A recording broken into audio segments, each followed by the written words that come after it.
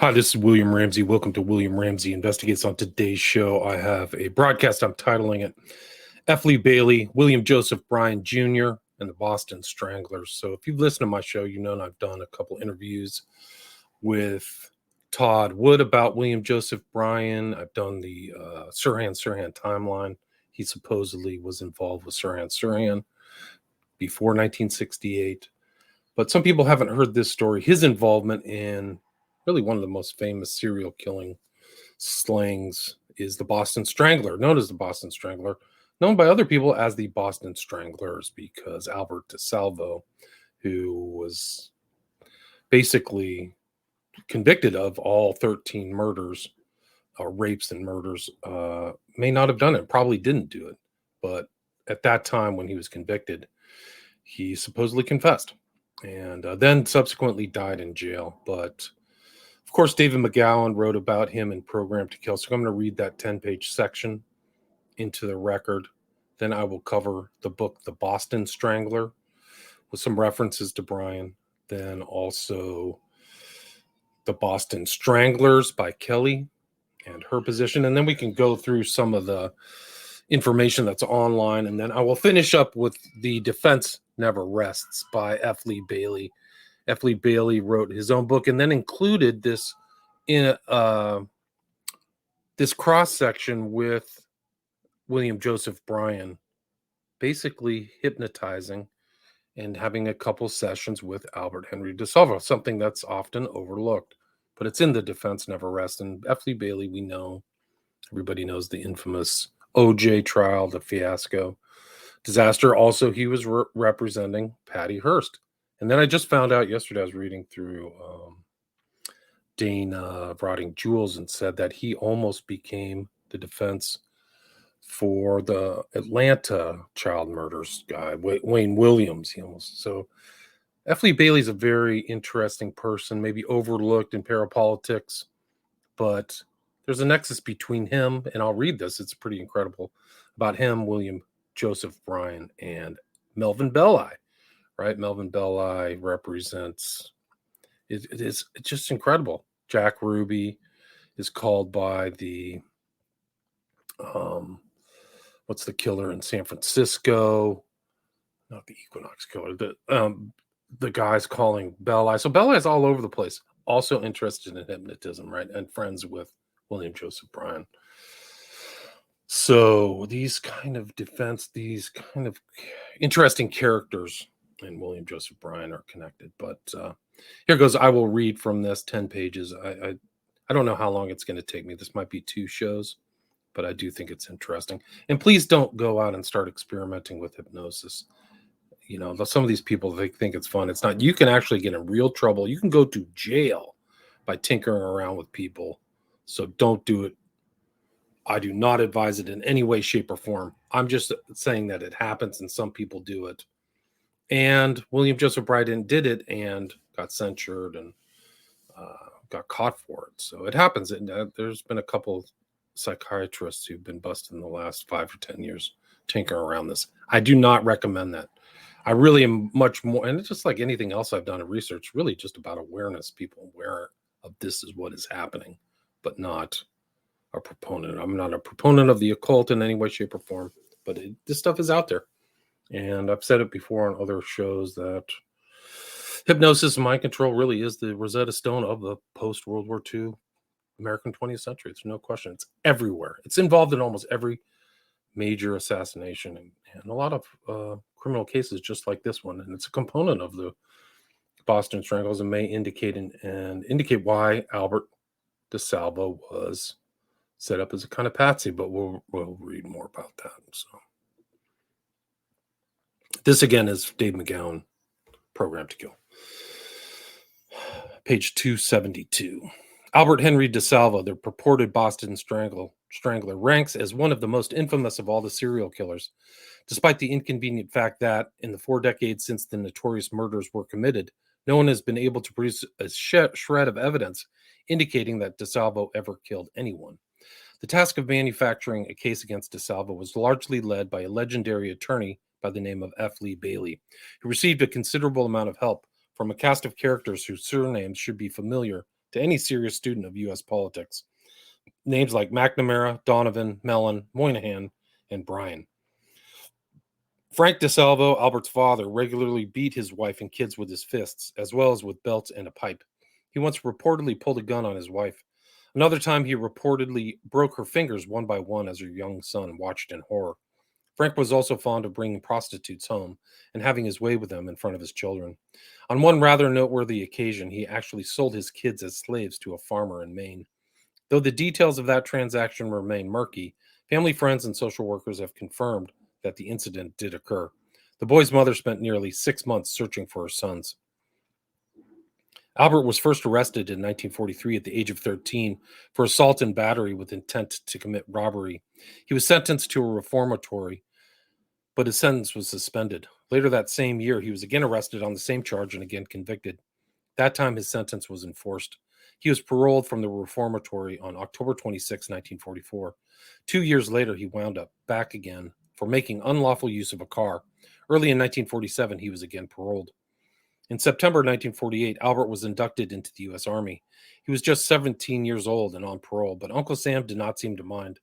DeSalvo first served from September 16, 1948 to June 25, 1951, when he was honorably discharged. Strangely, though, he re-enlisted the very next day and served, and then there's a footnote here. A minor role was also played by San Francisco attorney Melvin Belli, with whom Bailey consulted on the case. It is not too many years later that Belli played his notorious role in the Zodiac case, right? Not the Equinox, the Zodiac case. He later became involved in the McMartin case, and then later conferred with Richard the Night Stalker Ramirez and considered representing him. Wow. Served from June 26, 1951 to February 15, 1956, when he was again honorably discharged. Much of that 7.5-year stretch was served in West Germany, where Gary Heidnik was subjected to MK-Ultra experimentation not too many years later, and where Jeffrey Dahmer later served as well. While in Germany, Albert reportedly mastered the art of hand-to-hand combat and became a boxing champion. On January 5, 1955, while still in the military, DeSalvo was arrested in New Jersey on suspicion of carnally abusing a 9-year-old girl. The case was never prosecuted. In March, he was arrested again for loitering. For that offense, he was fined. 2 years later, in the spring of 1957, Albert spent 2 months in a VA hospital, where he reportedly was treated for an unspecified problem with his left shoulder. In the early months of 1958, he was arrested repeatedly for the crime of breaking and entering. The first arrest was on January 8th, the second on February 15, and the third on April 18. He was convicted of all 3 crimes, and each time he received a suspended sentence. 3 years later, on March 17, 1961, DeSalvo was again arrested for breaking and entering. Once in custody, he reportedly began spontaneously confessing to a wave of notorious sexual assaults that had been dubbed the Measuring Man attacks. He was promptly sent to Westboro State Hospital for a psychiatric examination. On May 3rd, he went to trial on multiple counts of breaking and entering and assault and battery. He was convicted of the charges, but in a rather remarkable turn of events, the judge opted to sentence him to just 2 years for each offense, with all of the sentences to be served concurrently. Even more remarkably, that same judge later reduced the already bizarrely lenient sentence, and in April 1962, Albert was released after serving less than 1 year for his multiple convictions. 2 months later, a 56-year-old Latvian immigrant named Anna Sleezers became the first victim of the Boston Strangler. Anna was strangled with her housecoat cord and had a gaping laceration to the back of her head. She had been sexually assaulted with an unidentified object, and her apartment had been searched. As would be the case with all the murder scenes, there was no sign of forced entry, indicating that the killer may very well have been known to the victims. Nina Nichols, age 68, was the second victim. Nichols was strangled with 2 nylon stockings. Helen Blake, 65, was likewise strangled with 2 stockings on the very same day. Both women had dried blood in their ears, and both suffered genital lacerations from a sexual assault. Just a week and a half later, on July 11, 1962, Margaret Davis was found dead in a hotel room. She had been manually strangled. Other than the victim's age, 60, there was no indication that her death was connected to the deaths of the other women. Margaret had checked into the hotel with an unidentified man. The couple had registered as Mr. and Mrs. Byron Spinney. Davis was also known to use the names Ethel Johnson, Ann Cunningham, Winnie Hughes, and Toby. Exactly what her business was with her male escort is largely a matter of speculation, but there is little doubt that is what got her killed. After a brief lull, the killings resumed on August 19th. The victim was Ida Urga, who was strangled both manually and with a pillowcase. Like the earlier victims, Urga had genital injuries, but unlike the others, the 75-year-old woman was left posed, her splayed legs facing the front door. Just 2 days later, Jane Sullivan was strangled and left partially submerged in her bathtub.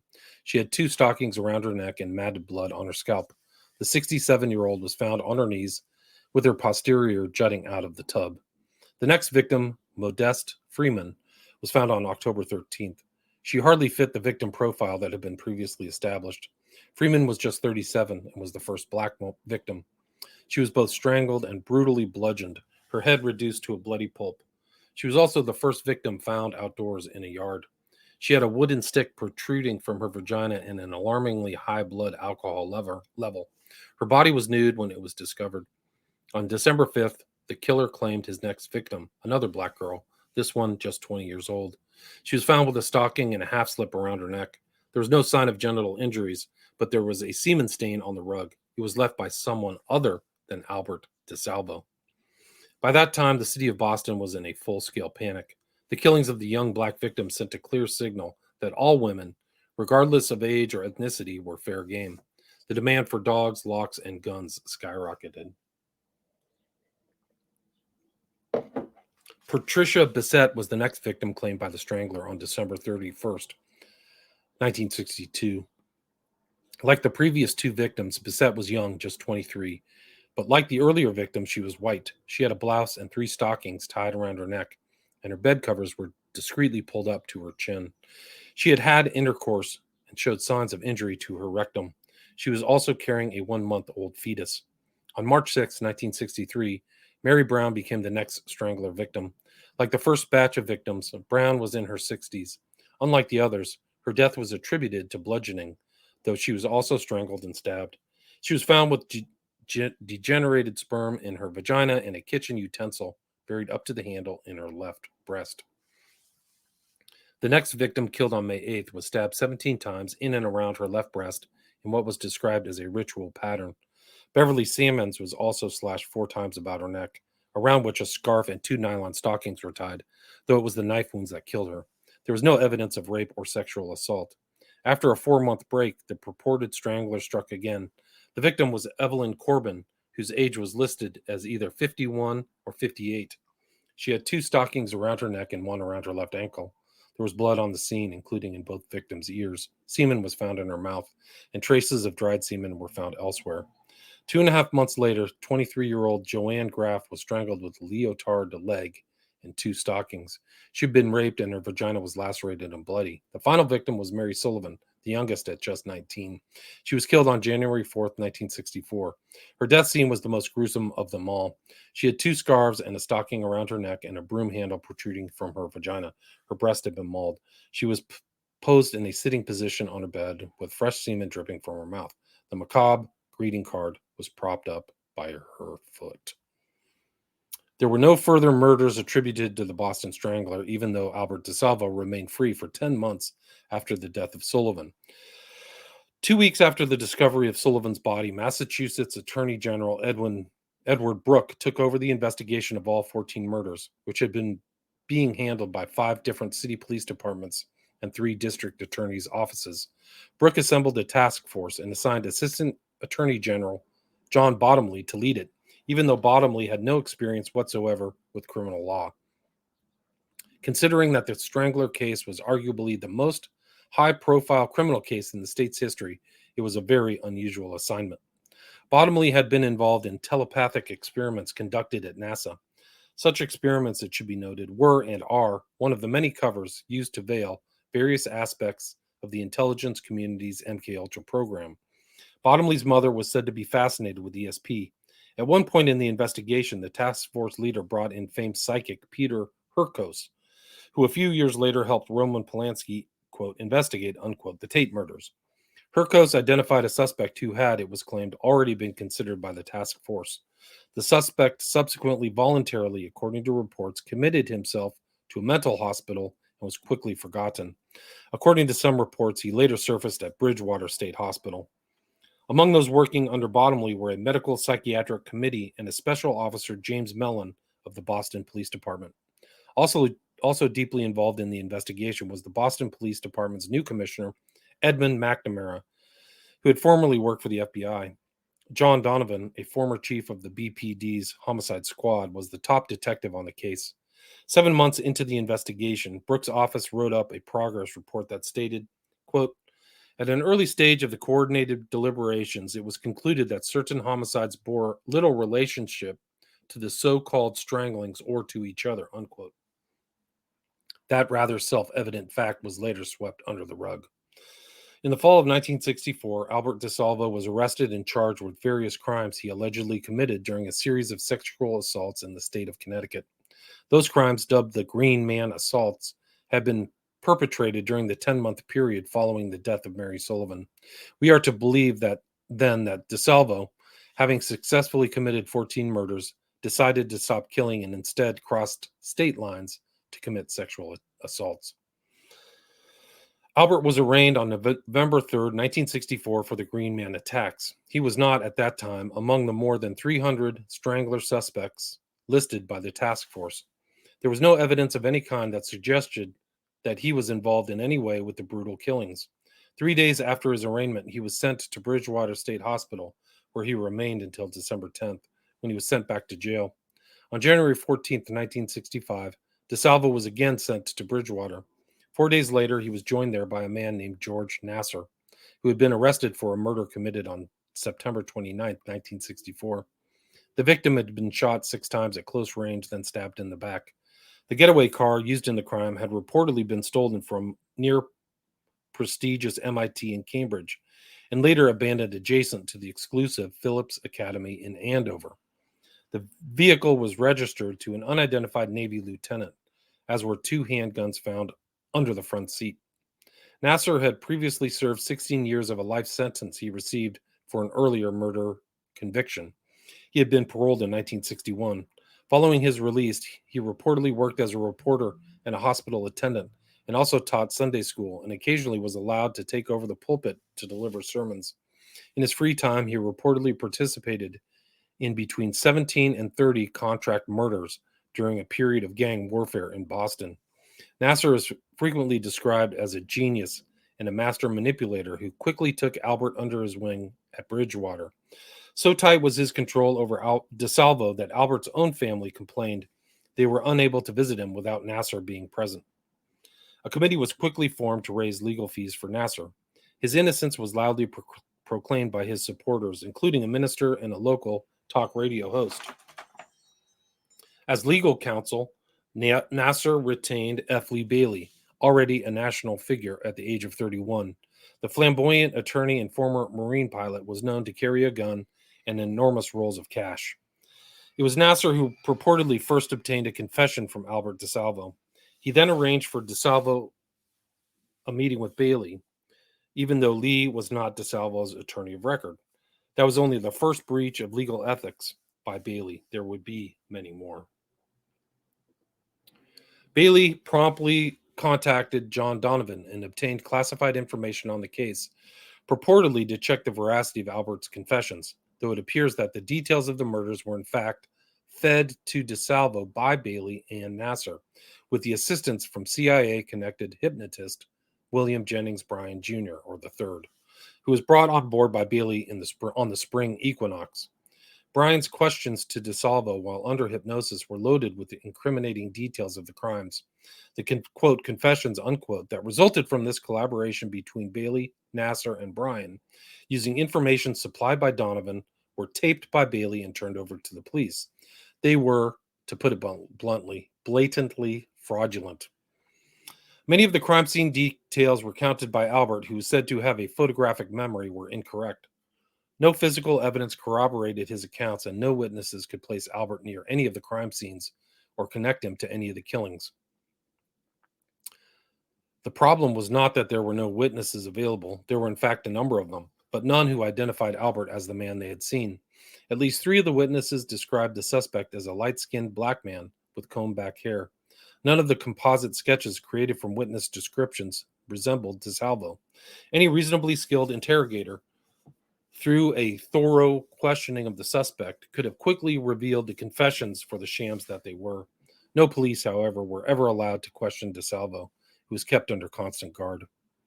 On April 8th, 1966, just 3 weeks away from Anton LaVey, before Anton LaVey declared the dawn of the Age of Satan, Assistant Attorney General Bottomley abruptly resigned his post, taking with him the original confession tapes.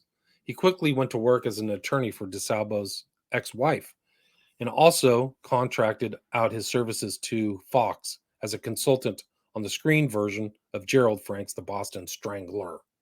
Singular, right? I'll talk about The Boston Strangler in a sec. Bailey had convinced DeSalvo to sign an agreement with Frank to pen the disinformational book, which declared Albert guilty not only of the stranglings, but of some 2,000 rapes as well. Bailey served as a witness to the signing of the release, and Bottomley ordered his task force to cooperate fully with Frank. The book was an immediate bestseller. The widely read work and the widely viewed film reinforced the public's mind the idea that the killings had been solved. Bailey, meanwhile, pocketed the advance money that was supposed to go to DeSalvo, prompting Albert to file complaints with the State Bar Association. Those complaints were consistently ignored. Money for the film rights likewise ended up in Bailey's pocket. In mid-April 1966, Bailey and Brooke agreed to bring DeSalvo to trial to face the charges arising from the Green Man case. By that time, several members of the task force had left to work for Bailey, which amounted not to them having switched sides, but to them having taken a more active role in the railroading of the designated patsy. The key players decided not to bring Albert to trial for the stranglings, no doubt reasoning that the evidence was so glaringly fraudulent that it would not withstand public scrutiny even in a carefully controlled trial. The public, however, was clamoring for resolution of the case. Luckily then, Bailey came up with a way to indirectly try Albert on the murder charges by presenting what had to be the most preposterous and unethical defense in the history of American jurisprudence. As Bailey himself described his strategy, quote, "I wanted the right to defend a man for robbery and assault by proving that he had committed 13 murders," unquote. In other words, rather than defending his client against the relatively minor charges that he was actually facing, Bailey opted to proclaim DeSalvo's guilt on those charges, but argued that he should be found innocent by reason of insanity based on the fact that he had also committed 13 murders. Now, that's a hell of a defense. I want to go back and read the footnotes from this earlier page, 227, because it relates to Bryan. So this footnote 35 says, Bryan was later connected to 2 other notorious individuals. One of them was Sirhan Bashar Sirhan, the purported assassin of Robert F. Kennedy. He didn't kill him. Bryan was also known to boast of having treated Sirhan. Oddly enough, the name Albert DeSalvo is written repeatedly throughout Sirhan's diaries in what appears to be a display of a hypnotic phenomenon known as automatic writing. Researcher and author Jonathan Vankin quotes a former U.S. intelligence officer who tested Sirhan, quote, "Everything in the PSE psychological stress evaluation charts tells me that someone else was involved in the assassination and that Sirhan was programmed through hypnosis to kill RFK," unquote. Like other players in the sordid cast, Sirhan had a keen interest in the occult. Researchers have connected him to both the Rosicrucians, a secret society claiming origins in ancient Egypt, and the ever-popular Process Church of the Final Judgment. Bryan was also linked to Candy Jones, the famous model who told her tale of being a mind-controlled courier, possibly an assassin as well, in the control of Candy Jones. Not long after publication of the book, Bryan was tied to the Candy Jones case by journalists investigating her claims. He soon thereafter turned up dead in a Las Vegas hotel room. Okay, back to Program to Kill, the narrative. The trial commenced on January 1967 with Albert standing before Judge Cornelius Moynihan, accused of rape, robbery, and the commission of unnatural acts. He had already been convicted by the media and the public of far more serious crimes. The first witness called by the state was a Bridgewater inmate who knew both Nassar and DeSalvo, and who, strangely enough, listed F. Lee Bailey as his attorney of record. As would be the case with all the prosecution witnesses, Bailey did not bother to cross-examine his own client. In fact, he made no effort whatsoever to rebut the charges DeSalvo was facing. Instead, he presented a ridiculously flimsy case for DeSalvo's guilt in the Strangler killings, a case that would never have stood up to cross-examination. That was not really a concern, however, since when it is the defense attorney presenting the state's case, there isn't anyone to conduct a cross-examination.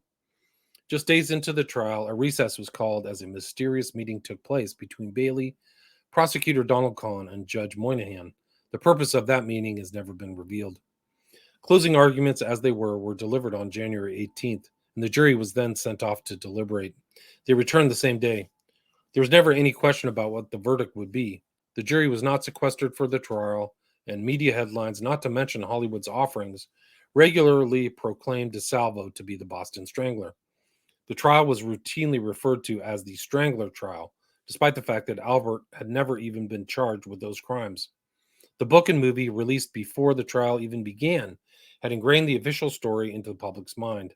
The defendant's own attorney had openly and repeatedly proclaimed his client's guilt. The jury was well aware of what it was expected to do.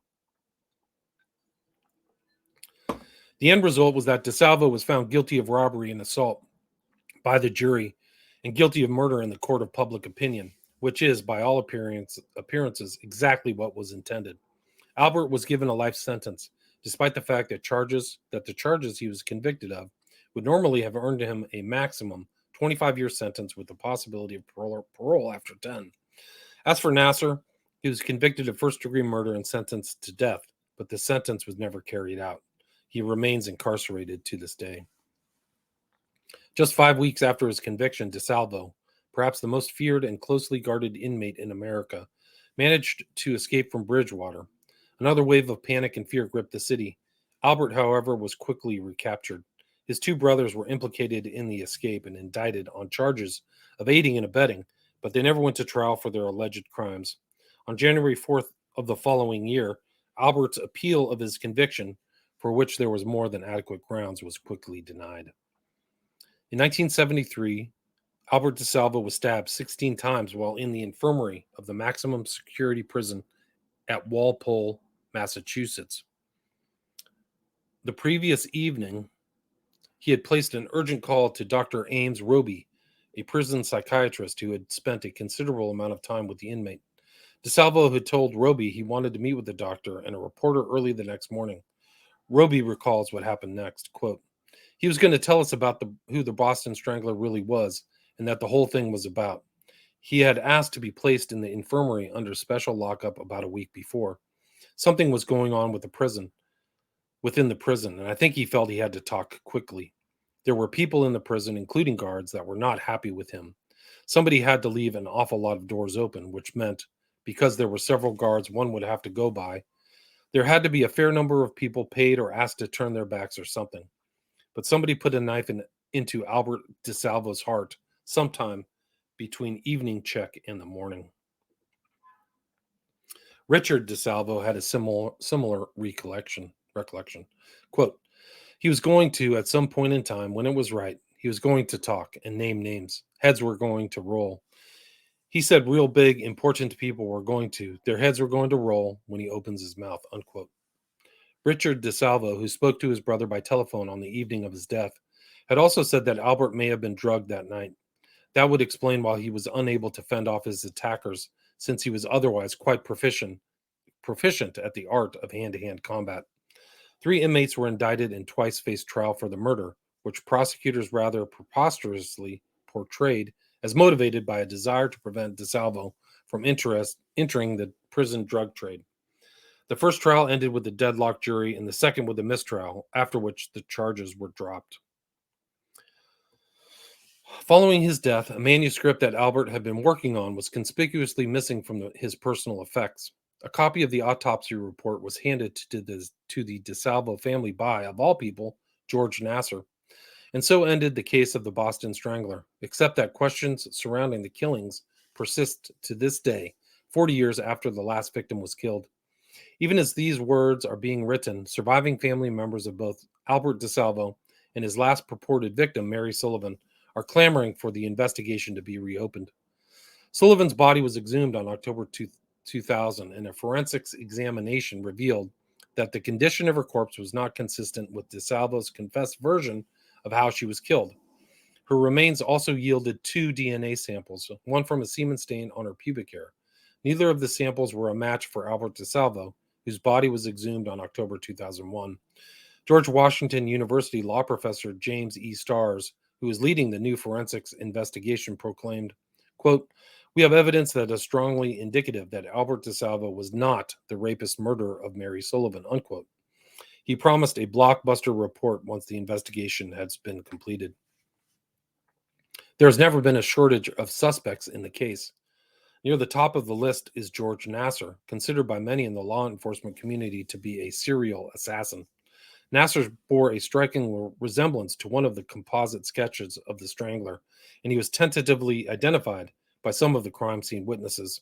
Investigative author Susan Kelly, author of the Boston Stranglers, has identified other suspects as well. She has also put forth a convincing argument that many of the murders were unrelated.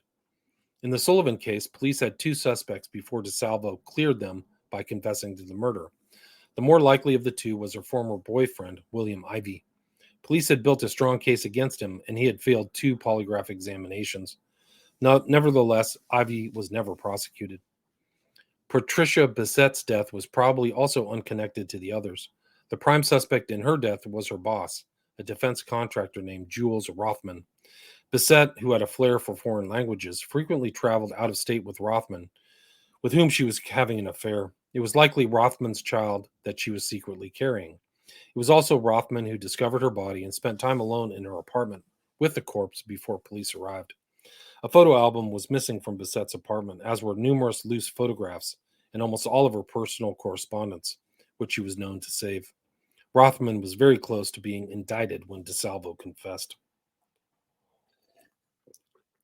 Sophie Clark's killer was likely Albert Williams, the son of a Cambridge minister. Williams had received a medical discharge from the Army, and he was known to suffer from blackouts. He had a long criminal record and was said to be a bisexual sadist. Like Ivey, he failed 2 polygraph examinations. The more intriguing suspects identified by Kelly are 3 men who had connections to several of the killings. They were perhaps the real serial killers. The 3 had been friends and classmates at Harvard. One was Bradley Waring Shereshewski, the son of a controller at what Kelly refers to as a prestigious New England prep school, very likely Phillips Academy, considering that the Shereshewski family lived in Andover. Andover and Phillips Academy were just a few miles from 2 of the death scenes. Bradley was first incarcerated on September 22, 1951, for the Oedipal crimes of savagely beating his father and attempting to rape his mother. Since 1959, he had been in and out of various mental hospitals. When not institutionalized, he reportedly worked as a gravedigger. Friends with Shereshewski was fellow suspect William Axel Lindahl, the son of a Boston cop. Lindahl's mother died when he was just an infant, and he was subsequently raised by his physically abusive father. At Harvard, he joined the Naval ROTC, where he tried to strangle his drill instructor. He also tried to strangle his girlfriend. He later obtained a teaching job at Lake Forest Academy in Illinois, and he was said to be fluent in 14 languages. In 1970, the wife of one of his Harvard friends, who had long suspected Lindahl of being the strangler, turned up dead. Her husband was tried and convicted for her murder.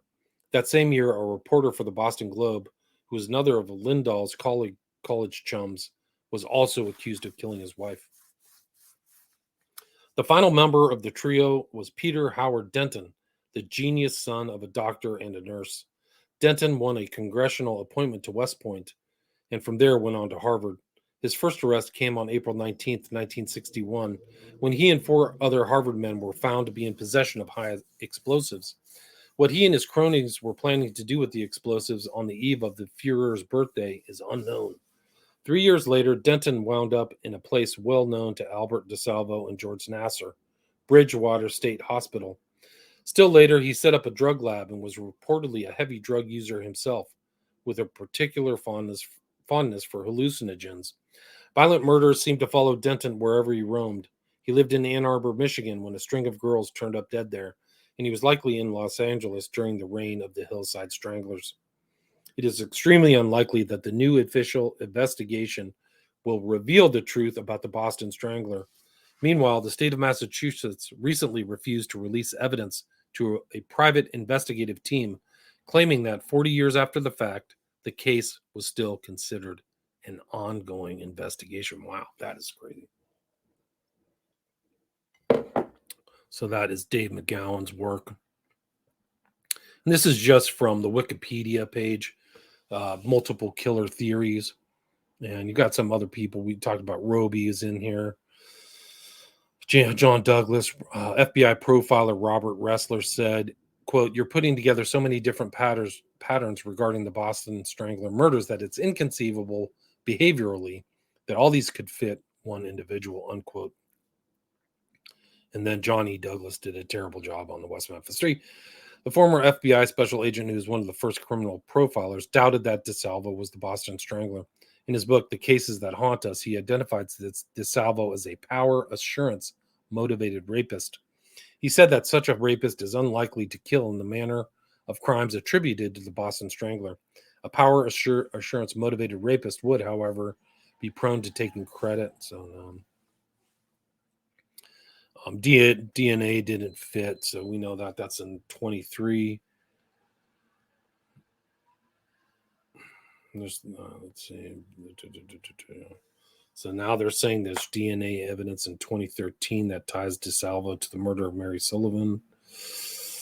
DNA found at the scene was a near certain match to Y DNA taken from a nephew of DeSalvo. Y DNA has passed through the direct male lines with little change and can be used to link males to a common paternal ancestor. The court ordered the exhumation of DeSalvo's corpse to test his DNA directly. So this is the book that came out before the trial, The Boston Strangler by Gerald Frank. Bestseller, right? So they got it out there. And there's elements of Bryan. But one of the interesting aspects of this Gerald Frank is on page 254, the subnote, where he says, quote, "Prominent on one wall of his waiting room was a framed diploma certifying that F. Lee Bailey had completed with honors the comprehensive full seminar held in Los Angeles in November 1961, devoted to the study of hypnosis, hypnoanalysis, hypnoanesthesia, hypnotherapy, interrogation, use of polygraph, memory recall, fact retention, the art of persuasion, the general study of psychiatry, all these subjects employed to educate the trial lawyer in the accepted medical uses and practices relating to these subjects, and to aid him in never-ending search for truth, making him a more proficient advocate. The seminar was given by William J. Bryan, Jr., MD, a Los Angeles hypnoanalyst, of whom more shall be heard later on." So F. Lee Bailey had been through there in 1961, and I think that's the one that's associated with the Belli seminar in 1961. I have to check that out, but they mention him in this Gerald Frank book, The Boston Strangler, right? It's a piece. This guy George Nasser, somebody to look into as well. But let's see. This is from page 267. Bailey labored to prove that DeSalvo's story was true. That afternoon, Saturday, March 20th, he arranged for Albert to be hypnotized by Dr. William J. Bryan, Jr., the Los Angeles hypnoanalyst, with whom Bailey himself had studied. Dr. Bryan was a huge man, weighing nearly 300 pounds, blonde-haired, blue-eyed, and bespectacled, a man capable of great enthusiasm. Not only did he conduct seminars in hypnosis and allied subjects for lawyers, he was executive director of the American Institute of Hypnosis, whose address was the same as his offices on Sunset Boulevard in Los Angeles. He was also the author of a book, Legal Aspects of Hypnosis, in which he had described at length his hypnoanalysis of a 29-year-old man who had strangled 3 elderly women on the West Coast a few years before. Bailey had remembered the case and was excited by the apparent parallels. DeSalvo's hypnoanalysis was held in a room off the dispensary in Bridgewater, right? The mental institution. The witnesses included Dr. Robert Ross Meeser, Dr. Samuel Allen, and other psychiatrists. Dr. Bryan, who had a habit of calming his patient by placing both hands heavily on his shoulders, used no drugs. DeSalvo sat at his ease in a chair while the hypnotist sat facing him, so close they were almost knee to knee. Speaking gently and persuasively, Dr. Bryan began slowly moving his right forefinger back and forth before DeSalvo's eyes, assuring him that he would not become unconscious, but would at all times know everything that went on. It was not sleep, but a state more relaxing than sleep. In sleep, one tossed and turned, but in hypnosis, one was utterly at peace. As Dr. Bryan spoke, his fingers slowly moving from one side to another like a pendulum, DeSalvo's eyes grew very heavy. They closed.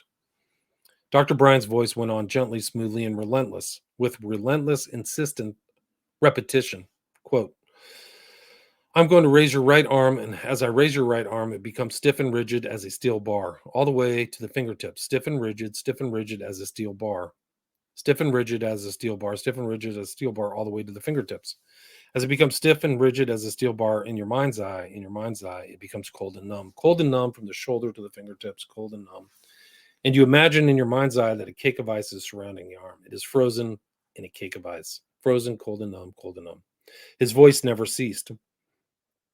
And you feel pressure, lots of pressure, but no pain. Pressure, lots of pressure, but no pain. Pressure, lots of pressure, but no pain. He just keeps, without changing the hypnotic rhythm of his words, he slowly pushed a 2-inch darning needle through the fleshy part of DeSalvo's upraised arm. Cold, cold and numb, you sink deeper and deeper. Way down, you feel pressure, lots of pressure, but no pain. I'm going to count to 2. You'll remain deeply hypnotized. The needle was all the way through now. You remain deeply hypnotized. Your arm will remain very stiff and rigid, but you'll open your eyes. Your eyes will be wide open, deeply hypnotized when I count to 2. He stepped back. 1, 2, open your eyes. DeSalvo's eyes opened. Look at your right arm. DeSalvo did so. There's a needle clear through it, said the hypnotist. That's all right. Close your eyes. Sleep, sleep, deep, deep, relax deeper and deeper. In the same fashion, never ceasing his words, he told DeSalvo he would remove the needle. He would feel no pain. And at the count of 5, your right arm will be normal and completely relaxed. He counted 1, 2. DeSalvo opened his eyes. He saw Dr. Bryan slowly pull out the needle. At 5, DeSalvo's right arm dropped back to his side. So it's like deeply hypnotic. I mean, we can go through all this stuff. Let's see. DeSalvo's eyes closed again. You see a calendar, a desk calendar. The top page shows the date March 20th, 1965, today. The hypnotist paused. Now you tear off that sheet and you see March 19th. You tear that off and you do it with each sheet back and farther. 1963. The day Evelyn Corbin was strangled in Salem. Now, Al, you're right back there now. You see everything that's happening. You feel every feeling you felt then. You're right there. Right there will be Evelyn Corbin, Sunday, September 8th, 1963. And you're approaching her apartment door. Now tell me what's happening. You can talk. Tell me what's happening. DeSalvo spoke slowly, his eyes closed. Quote, I walk into the apartment house through the front door. The buzzer rang, and I opened the door. And I walked down the corridor all the way to the left. I moved to open the door. I talked to her. Dr. Bryan. Now you're talking to her. You hear her voice. You hear your own voice right now. What are you saying? DeSalvo, I came here to fix the bathroom connection that you were complaining about. Then she said, who sent you? I told her the superintendent sent me. There was something wrong with the bathroom. There was a leak in it, and I walked in, and she walked in with me. Dr. Bryan, relax, relax, deep, deep, relax. I don't want you to remember, Albert. I want you to be right there, right there. Who sent you? Who sent you? DeSalvo, the superintendent. Dr. Bryan, for what? For what? DeSalvo, to fix the bathroom. Then in a woman's voice, what's wrong with it? Then his own again. She walked in and she went in. She turned her back to me. I put a knife to her throat. I will go into greater detail with that, but it is interesting. The Boston Strangler book goes into kind of the hypnosis of DeSalvo by Bryan. And then we go to Susan Kelly. This is the Boston Stranglers, right? So she's basically saying DeSalvo didn't do it. There's all kinds of things in here. She writes about the defense never rest, Bailey. She notes William Jennings Bryan III, right?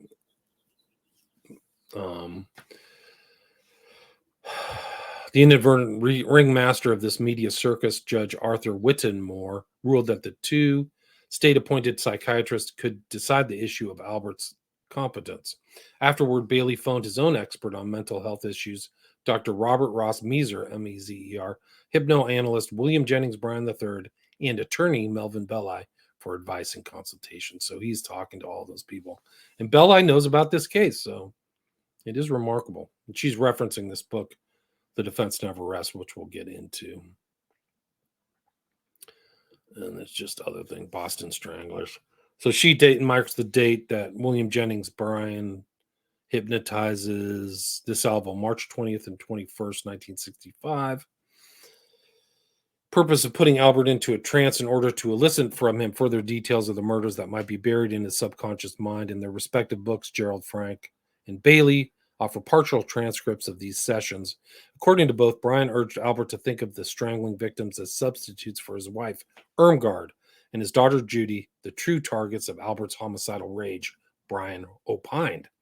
As Frank himself wrote, quote, those who witnessed the hypnoanalysis wondered how much DeSalvo had been led or influenced by Dr. Bryan, so forceful and domineering, unquote. Good question, right?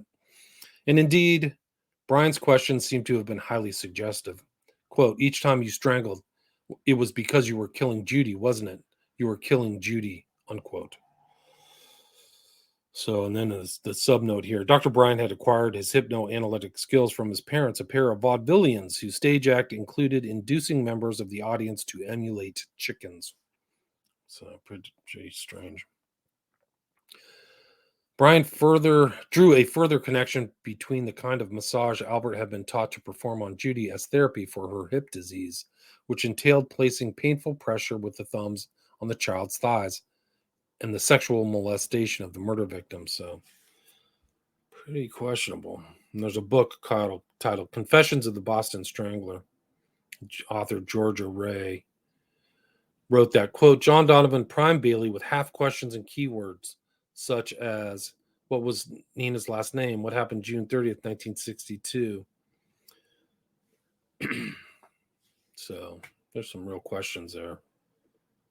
And then this is an interesting picture. This is actually the Hearst trial. That's Bailey there on the right. Huge bar. Jolyon West. Plaid shirt. It's really an incredible trial because this is like a rogues gallery of MK Ultra shrinks with Bailey. But this is, I think, in the 70s. So that's Robert J. Lifton, Bailey, Martin Orne, Margaret Singer, and the infamous Jolyon West. It's really something else. West looks like a big guy. Bailey always had that kind of vest. He liked to wear that vest.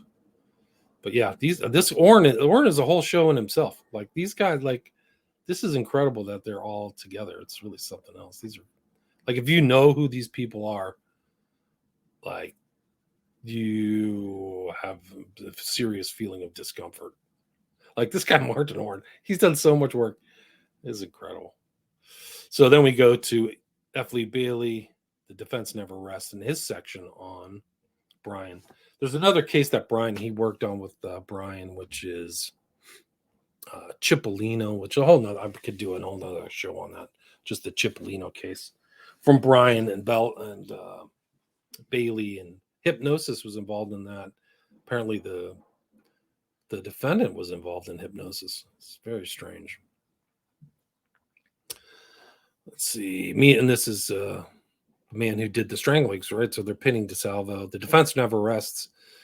Bailey writes, meanwhile, I made phone calls. One was to Dr. Robert Meeser, who agreed to give DeSalvo an intensive examination. Next, I called my colleague Melvin Belli. In defending Jack Ruby for the murder of Lee Harvey Oswald, Belli had done a great deal of research into the psychiatric aspects of homicide, and he was able to give me some very helpful information. Finally, I called Dr. William J. Bryan, the most knowledgeable man I knew on the subject of hypnosis.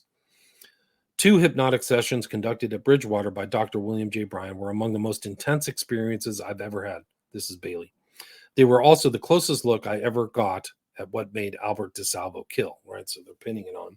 I had first met Bryan in 1961, shortly before attending a special hypnosis seminar for trial lawyers run by him and Melvin Belli. There was some skepticism about hypnosis at that seminar until Bryan performed a small experiment. He called me and 2 other attorneys to seats in the front of the room and asked each of us to close his eyes and raise his right hand. Thank you, he said. You may notice that as you hold your right hand high, your arm is becoming very stiff and rigid. becoming very, very numb. He kept repeating the words in an insistent monotone.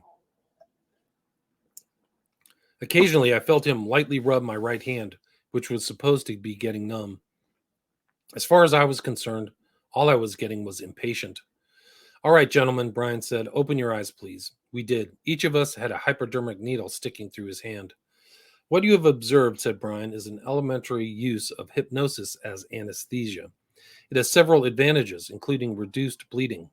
You may note that the punctures I have made have not caused bleeding. As I speak, you will observe a slight drip of blood commence in response to my suggestion. Insult added to injury. We started to bleed. At which point, Bryan removed the needles and resumed his lecture. Now, 4 years later, I felt that Bryan could make a valuable contribution to the study of the Strangler. I remembered a California case he had worked on a few years before. The defendant, Harvey Bush, had strangled 3 older women, and his attorney, Al Matthews of Los Angeles, had decided that his only defense was insanity. The psychiatrist who examined Bush offered no interpretations as to why he had murdered, but Matthews called Bryan in to see what he could learn through hypnoanalysis. Bryan, through a study of the crimes and the defendant's background, decided that mother hatred might be the key to the killings. He and Matthews visited Bush in jail. They misspelled it here. It's B-U-S-C-H. Because the case went to the Supreme Court of California. Through hypnosis, Bryan created a scene where he felt he could trigger the killer in Bush. He used Matthews as the mother figure. Just as Matthews provided the last essential condition by turning his back on Bush, the prisoner let out a scream and attacked him. If Bryan hadn't been there to grab Bush and bring him out of his trance, Attorney Matthews could have become victim number 4. On March 20th, 1965, I picked Bryan up at Logan Airport and drove him to Bridgewater. During the 40-minute ride, I told him as much as I could of DeSalvo's story. At the hospital, he met the other doctors who would observe the session and then DeSalvo. He spent close to 2 hours digging into DeSalvo's background, particularly his relationship with his wife, his mother, and his daughter Judy. We also determined the prisoner's susceptibility to hypnosis. DeSalvo was an excellent subject. Within minutes, Bryan had him in a deep trance and had slowly pushed a needle through the fleshy part of DeSalvo's arm. You will feel pressure, he repeated, but no pain at all, no pain at all. When the point was all the way through, he told DeSalvo to open his eyes and look at his arm. He then removed the needle. DeSalvo's arm dropped limply to his side. And then it kind of goes in, like there's just a whole retelling of this detailed hypnotic trance. I mean, it's pretty incredible. It's basically pages of this, like going in, and I think they're just like McGowan said, they're planting ideas in his brain. I mean, they drove him back. How's Irmgard? So I think Bryan is really implanting this stuff in there. And he obviously, DeSalvo wasn't the right guy. And this is interesting. Garland, previous clients, F. Lee Bailey. So F. Lee Bailey was going to be the defense attorney for Wayne B. Williams. That was a potential, 1981. It's really incredible. Let me see if I can pull up a picture of DeSalvo. Let's see. This is the Boston Strangler. Just so people can see this. I don't really want to go into the whole like hypnotic. You can go to the Defense Never Rests, but I don't really feel like exposing people to this whole story, like how to do hypnotic trances and stuff. He supposedly confessed, DNA tested 50 years, later proved his identity. Did you try to clear his name? This kind of goes into it. I guess there's a Hulu film, The Boston Strangler, featuring Keira Knightley and Carrie Coon. This is from last year, March 2023. So there's DeSalvo.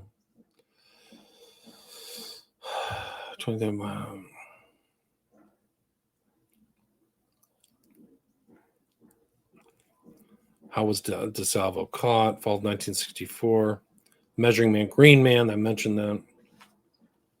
DeSalvo was arrested in connection to the Green Man rapes, but was not considered a Boston Strangler suspect.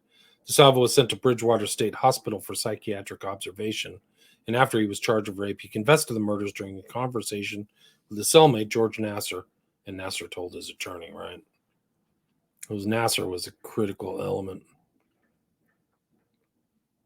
And he tried to clear his name.